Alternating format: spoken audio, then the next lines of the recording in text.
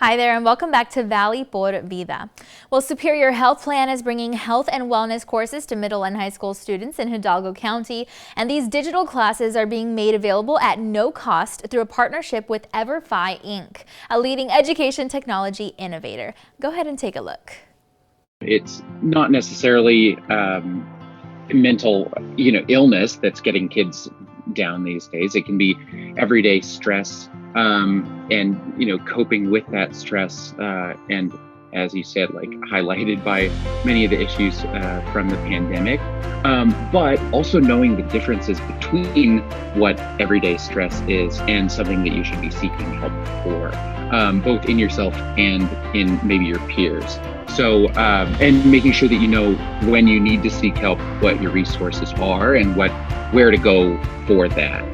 So I think that's kind of the main objective of the entire course is, and it gets broken down into other lessons as well. But the main highlight is kind of breaking down the stigma so that students are able to talk about, the stresses and other mental health topics, just like Sonia mentioned.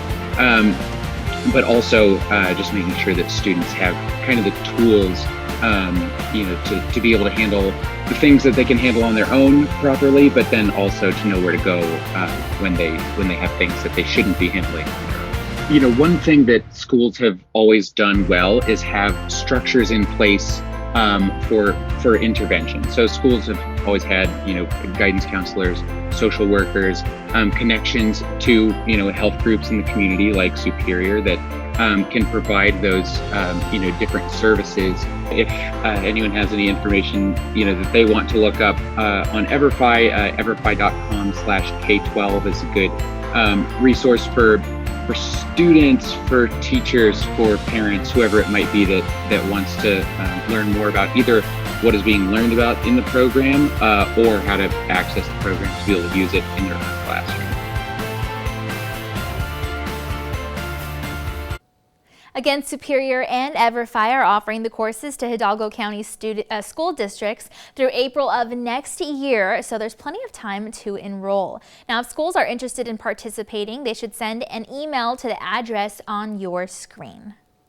All right, well, the Texas Veterans Commission awarded over $33 million in funds for veterans assistance grants to 147 different organizations throughout our great state. Now, this is especially exciting as it's the highest number of grants and funding awarded in the 11-year history of the grant program. So we went ahead and spoke with their team to learn more. Take a look. Good morning. My name is Jim Bracken. I am the director of the Fund for Veterans Assistance.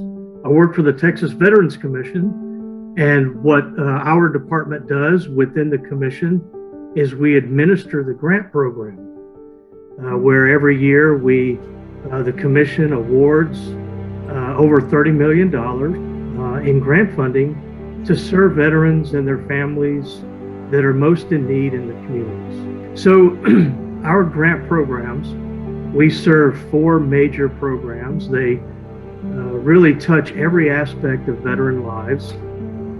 General assistance grants help veterans and their families through financial hardship, things that would help their families stay connected with the community and not fall into the off the margins, right, and become homeless. We want to keep families and veterans under roof and employed. And we have another program called the Mental Health Grant, which helps provide veterans an outlet for themselves and their family members where they can get counseling and they can address some of the emotional scars, PTSD and suicide prevention and all of those sorts of things.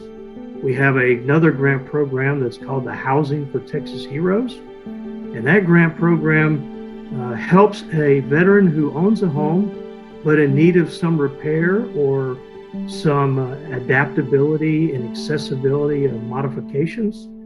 We cover the cost of putting in wheelchair ramps and widening doors and updating sinks and kitchens and bathrooms.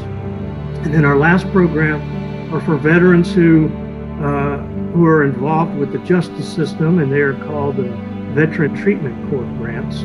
and we have a few of those grants also in your neck of the woods down in the valley. Cameron County and Willacy County and Hidalgo County.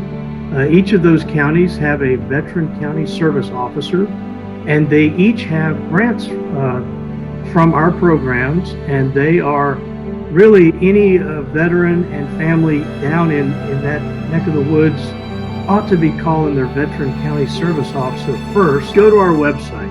The Texas Veterans Commission has a really robust website, and you'll see all of the programs and services offered by our entire agency. And inside of that website, there is right in the middle that says grants. And if you click on that particular link, it'll jump you to what we call our assistance directories. Now, the assistance directories on our website are virtual magazines online. You can flip through them with your smartphone, with your iPad or your computer, and you can see for your particular area all of the organizations that provide services through grants, grant-funded services, and you can find out how to get in touch with them. What are those organizations' website addresses, intake phone numbers, and points of contact. So we try to put all the information on our website for the public view. Again, the grants support a wide range of services from emergency financial assistance to over 32,500 veterans, their dependents, and surviving spouses. And this is starting July of this year. Now, veterans in need of assistance can find the organizations providing help in their area by checking out the contact info on tvc.texas.gov/grants/. All right, well, that is all of our time for now. We want to thank you again so much for joining us this morning, and be sure to tune in again on Monday, because we're going to be checking out delicious snacks like raspas that'll cool you down for the summer. We'll also learn about some hand sanitizer donations going out to the middle school district in McAllen through an amazing Clean Schools initiative, plus foodborne diseases, what they are exactly and how you can avoid getting it on your plate. Now, don't forget to follow our team on social media for exclusive behind-the-scenes sneak peeks at what we've got filming for the show. And of course, you can always visit valleycentral.com to rewatch some of today's favorite segments.